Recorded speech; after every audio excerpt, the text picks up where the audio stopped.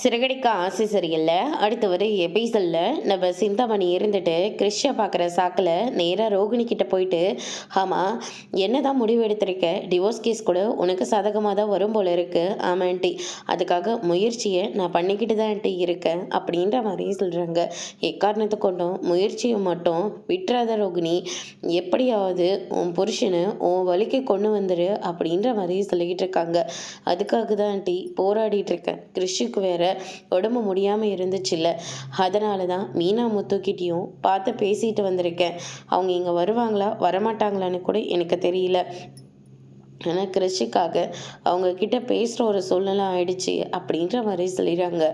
அவங்க இவங்கள பார்க்க வரவே கூடாது, வந்தாங்கன்னா 2 குடும்பமும் ஒன்றா சேர்ந்துரும் அப்படின்னு சொல்லிட்டு சிந்தாமணி இருந்துட்டு பயங்கர பிளான் போட்டுட்ருக்காங்க.